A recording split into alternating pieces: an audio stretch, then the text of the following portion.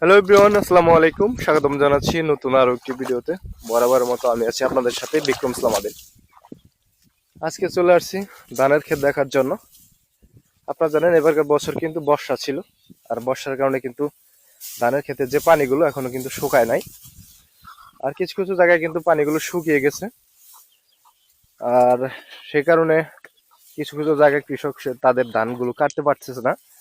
মানে ধানগুলো কাটার পর এই পানির ভিতর ধানের যে ভিজা বলে, সেটা কিন্তু পানিতে ভিজা থাকবে, সেজন্য কিন্তু কাটে নাই তারা। আর কিছু কিছু জায়গায় কেটেছে। আর আজকের ওয়েদারটা কিন্তু খুবই সুন্দর। আর ধানের ক্ষেতে আসার পর আর একটা জিনিস দেখলাম, সেটা আপনাদের দেখাই। এই যে দেখেন, ধানের ক্ষেতে আইলে কিন্তু বাইর পেতে রেখেছে।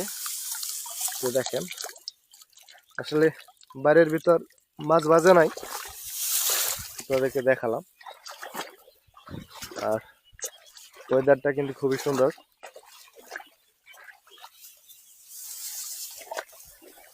আর পাকা ধান কিন্তু একদমই সরিষা ক্ষেতের মতো দেখা যায়, মনে হচ্ছে। দূর থেকে যদি কেউ দেখে তাহলে তারা মনে করবে যে এগুলো এগুলো বোধহয় সরিষা ক্ষেত। এরকম একটা দৃশ্য, সোনালি কালার।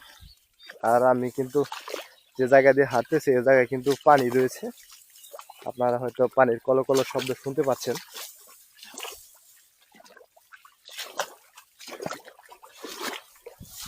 দারুণ পাখির কিচিরমিচির শব্দে মুখরিত চারিপাশ। আর এই জায়গায় কিন্তু কিছু কিছু জায়গায় কিন্তু ধানগুলো পড়ে গেছে।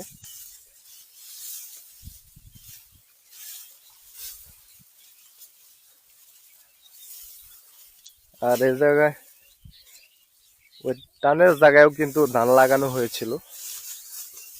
আর এবার কিন্তু টানের থেকে, মানে নিচু জায়গা থেকে টানের যে জমিগুলো, সেগুলিতে কিন্তু ধান কিন্তু ভালো পরিমাণে হয়েছে।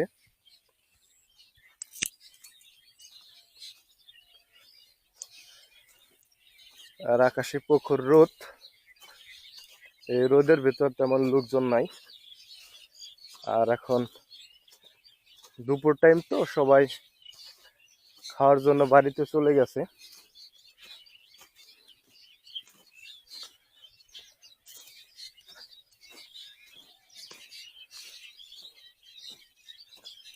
যাই হোক, আমার এই গ্রামের ভিডিওগুলো আপনাদের কাছে কেমন লাগে অবশ্যই কমেন্ট করবেন।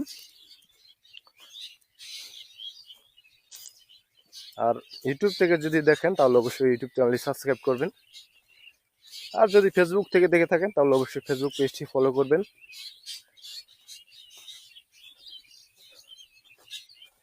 এই জায়গায় কিন্তু কিছু কিছু জায়গায় কিন্তু ধান কাটার পর ধানগুলো শুকিয়ে গেছে, কৃষক আটিগুলো বেঁধে রেখেছে।